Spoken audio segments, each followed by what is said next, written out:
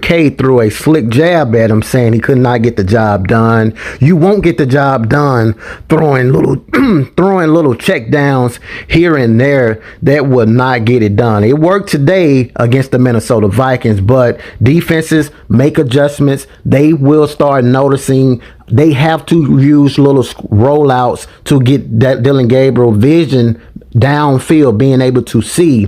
Dillon Gabriel cannot just sit in the pocket and make reads. If you are a defensive coordinator, you cloud the outside and make him throw. That's where he will struggle. That's just my personal opinion. Preseason, Gabriel was very good at converting third downs.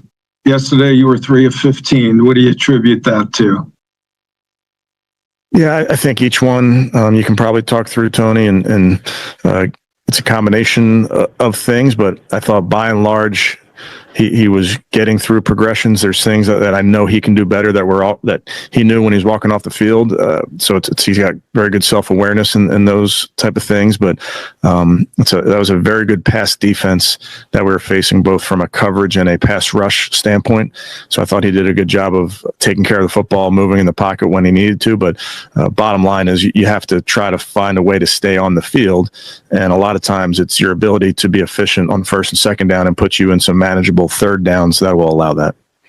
All right, and this last one falls into the cat. Don't skip a single second of this video. And if this story touches your heart, give it a like, subscribe to the channel, and let us know in the comments. Where are you watching from? Let's begin. The room went quiet in that fake kind of way. Cameras humming, pens tapping, everyone pretending to be calm while the air's about to snap. Stefanski walked in tight-jawed, shoulders squared like he'd already been hit. No smile, no easing into it. He set the notebook down the way a man lays a brick. Controlled, heavy, like he knows anything he says next will be used against him. Reporters didn't lean back. They leaned forward. You could see it in their eyes. This wasn't about scheme or red zone percentages anymore. This was about the one question the whole city's been chewing on since the final whistle. And Mary Kay didn't blink. She timed it perfectly. Waited for the obligatory, we'll look at the tape, waited for the coach speak about process and progressions, and then she slid the knife in without raising her voice. Why wasn't it enough? Why couldn't he finish the job? That wasn't just a question. That was a verdict delivered on behalf of the fan base. The words hit the table and you could feel the room tilt. Stefanski tried to steady it, hands folded, measured tone. That tight little nod he does before he swings into "we like our guys" mode. But body language doesn't lie. His answers got longer as the confidence got shorter. He went to the safe places. Good defense, tough looks, we'll coach it better, manageable third downs. Meanwhile, everybody in that room kept circling the same truth like sharks scenting blood. This wasn't about a missed read or a protection bust. This was about a quarterback who shrank from the moment when the moment demanded a giant. You could hear the city in the follow-ups. Frustration disguised as curiosity. 3 for 15 on third down. Why the checkdowns on the last drive? Where are the shot plays to your WR1? It was surgical, but it was personal too, because Cleveland takes this personally. This town doesn't boo effort, it boos fear. And that's the crack that became a canyon tonight. Logic says, be patient.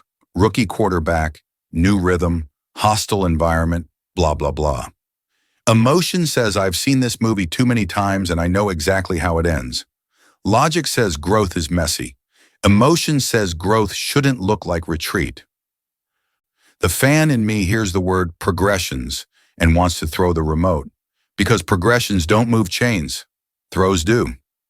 This city doesn't need pretty answers. It needs courageous decisions.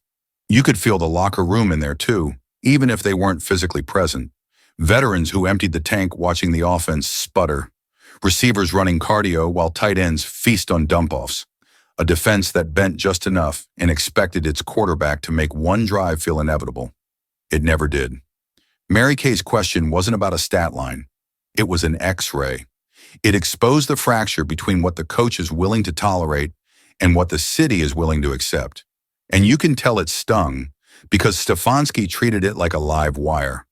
Won't touch it, won't deny it, won't admit it. Just wraps it in team first tape and hopes it stops buzzing. But here's the problem. The buzz has already escaped the room, It's in the comments, it's in the barbershops, it's in group chats and highlight reels and the way people say the starting quarterback's name like a question mark. That noise isn't going away, it's building. So let's be honest with each other for once. This isn't just about losing a game, it's about losing trust, losing the huddle, losing the benefit of the doubt in a city that doesn't hand that out twice. You can manage a clock, you can manage a press conference, but you can't manage belief. You either earn it or you don't. And after tonight, the meter is empty, which leaves us here at the only question that matters right now. So why are we still protecting a quarterback who clearly isn't built for this city? Let's be real. This wasn't just a bad game. It was a reality check. Dillon Gabriel walked into that Vikings matchup with something to prove, and he walked out looking like a guy still trying to find the courage to throw past the sticks. 3 for 15 on third downs. Let that sink in. That's not just bad football. That's wasted Sundays. That's a defense doing its job, a crowd living and dying on every snap, and an offense that just folds. And you could feel it. Every time third down rolled around, the stadium tightened. Fans stopped expecting a conversion. They just braced for the dump-off, the short throw, the sigh that follows. I'm not saying Gabriel doesn't have talent. The arm's there. The timing's there. But when the lights come on and the pocket starts to collapse, something changes. He stops reading, starts surviving. Those little rollouts, the quick check downs to tight ends and running backs, that's not confidence. That's self-preservation. It's like watching someone drive with both feet on the brake. And the worst part? Defenses already know the playbook. The Vikings sat back, clogged the flats, dared him to throw deep, and he never did. You could almost hear the laughter from their sideline.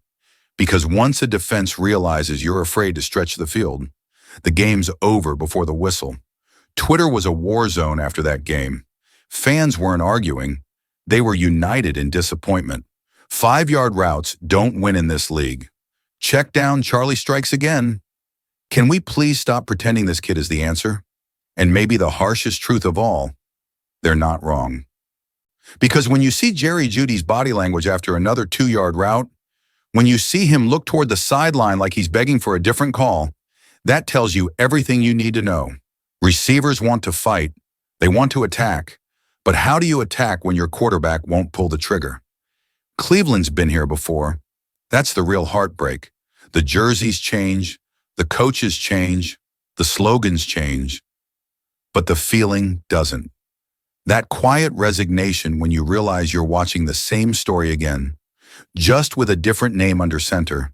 It's the ghost of every bridge quarterback that was supposed to buy time for the next savior. It's the haunting reminder of how many times the city has settled for good enough. But good enough doesn't beat playoff teams. Good enough doesn't silence reporters like Mary Kay Cabot. Good enough doesn't save jobs. What we're seeing isn't just a rookie learning curve. It's the symptom of a deeper Cleveland problem. Playing it safe, protecting egos instead of taking shots, coaching not to lose instead of daring to win, and it's killing them. Because this fan base, it's built on grit, on risk, on belief. They don't want perfect, they want fearless. They want the guy who stands in the pocket, takes the hit, and delivers a strike. Right now, Dillon Gabriel isn't that guy. Maybe he will be one day, but today, he looks like another chapter in a book fans are tired of reading. And that's why the frustration feels so heavy, because deep down we've all seen this before, and we already know how it ends. Mary Kay Cabot didn't just ask a question that night. She dropped a truth bomb that's still echoing through Cleveland. He couldn't finish the job. 6 words, cold, direct, and surgical. And in a city where fans have learned to read between the lines, everyone knew exactly what she meant.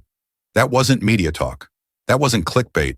That was a veteran journalist finally saying what the whole fan base has been whispering under its breath for weeks.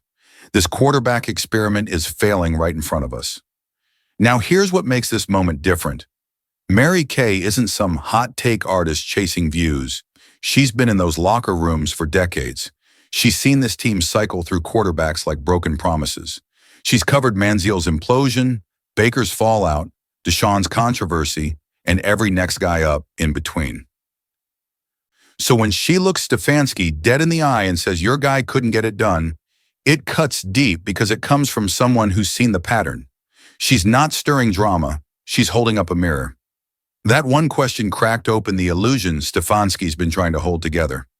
The illusion that trusting the process is the same thing as progress. Because fans aren't buying it anymore.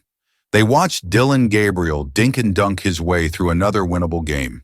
They watch the coach stand there defending him with buzzwords like progressions and good decisions.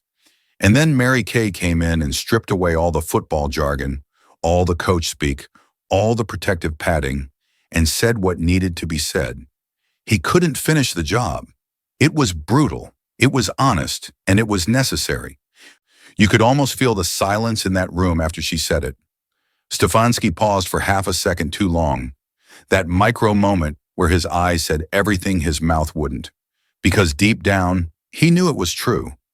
This wasn't just about one drive or one bad throw. It was about leadership, about accountability, about whether this staff is willing to admit that being loyal to the system isn't the same as being loyal to winning. There's a difference between defending a player and defending your pride. And right now, Cleveland's starting to think Stefanski's doing the latter. Out on social media, the clips spread like wildfire. Fans weren't arguing over whether Mary Kay went too far. They were thanking her for saying it. Finally, someone with access said what we've all been yelling at our TVs. She's the only one in that room telling the truth. That's what made it powerful. She became the voice of accountability in a place that's been drowning in excuses. And let's be real, Cleveland doesn't need another motivational speech or another, we'll learn from this presser. They need someone who's not afraid to call out the obvious. Because sometimes it takes an outsider, someone not wearing the headset, to remind the city that standards still exist. Mary Kay didn't start this fire. She just said out loud what Cleveland's been screaming for weeks. You can feel it building. That quiet energy in Cleveland that doesn't come from hope or hype, but from belief. The kind of belief that starts in whispers and ends in headlines. And at the center of it all is one name, Shedeur Sanders. Let's get one thing straight. This isn't just about who can throw a prettier ball or who ran the better 40. This is about presence, command, poise. When Shedeur walks into a room, it doesn't feel like a rookie stepping up. It feels like a leader walking in. That's the Dion effect. But it's more than legacy. It's learned discipline. While Gabriel's over there checking it down and managing moments, Shedeur's checking the clock, owning moments. He's been bred for pressure. He's been raised in it. From Jackson State to Colorado, every snap he's taken has been under a national microscope. And instead of shrinking, he thrived. Remember what Dion used to say?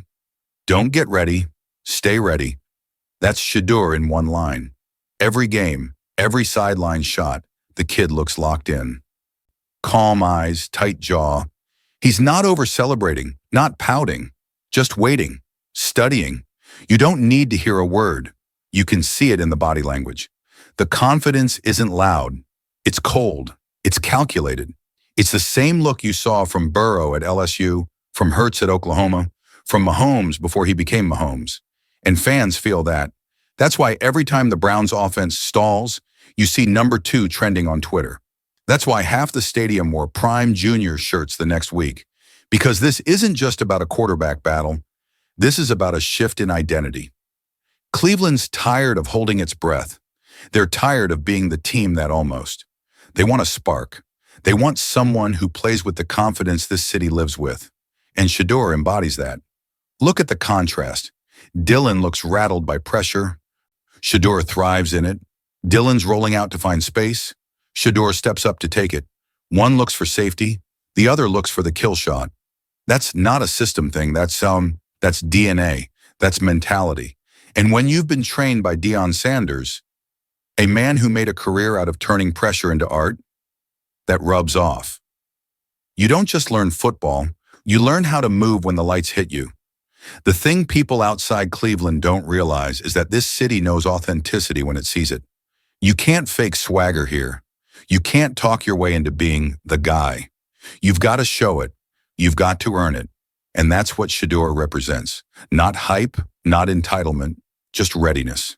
Every rep, every throw, every sideline clip, you can tell he's waiting for his number to be called. And when it is, man, that's when everything changes. Because what Cleveland's sitting on right now isn't a backup quarterback. It's a movement, a statement waiting to be made. A player who doesn't just want to win games, he wants to redefine what it means to play Cleveland football. The fans can feel it. The locker room can feel it. The entire league's starting to feel it. You can't hold back energy like that forever. Something's about to give. Something's about to ignite. Because while Dylan's checking it down, Shedeur's checking the clock, and his time is coming. This is it. The breaking point. The moment where talk runs out and decisions define legacies. Because let's be honest, this isn't just about a quarterback controversy anymore. This is about what kind of team Cleveland wants to be. Safe and stubborn, or bold and fearless. Because every week that goes by with Dillon Gabriel under center feels like borrowed time. And every drive that ends in a check down feels like a chapter, closing on the same old story we've been reading for years. Kevin Stefanski knows it. You can see it in his pressers now. The forced calm, the over-explaining, the way every question about the quarterback room suddenly turns into a lecture about process. That's not confidence. That's survival mode. Because his job, his reputation, maybe even his future in Cleveland, all of it is tied to one decision: when to make the switch. And he knows that moment is coming fast. Because the one thing you can't outcoach is momentum. And right now, momentum wears number 2. The fan base feels it. You see it in the stands. The number of Shedeur Sanders jerseys creeping up every week. You hear it in the chants, the debates, the tweets that start polite and end with fire emojis. The city's picking a side, and it's not out of disrespect for Dillon Gabriel. It's out of hunger, out of belief, out of that deep, aching need Cleveland fans have always had to finally see a quarterback who doesn't just play the game, but changes it. Someone who plays with conviction, with swagger, with purpose, and you can feel the locker room shifting too. Guys won't say it out loud, but you can tell. The eye contact on the sideline, the little reactions after another stalled drive. Veterans know when a team's heartbeat is fading, and they also know when it's sitting right there, waiting for a pulse. That's why this next stretch of games matters more than anything. The Browns' schedule is about to turn brutal. Defenses that feast on hesitation, coaches that smell fear, primetime lights that expose every weakness. If Stefanski doesn't make a move soon, the decision might make itself. Because when a city starts believing in someone, when that energy starts boiling from the stands to the sidelines, you can't contain it forever. At some point, that belief demands proof. And that's the crossroad Cleveland's standing on right now. It's not just about Gabriel or Shedeur anymore.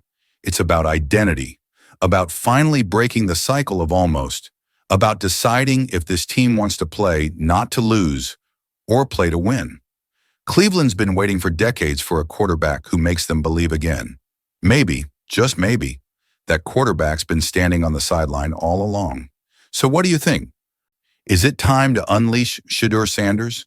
Should Stefanski gamble everything and make the move that could save or sink his season? Drop your thoughts below, because this debate isn't slowing down anytime soon. And trust me, the story of this quarterback battle, it's just getting started.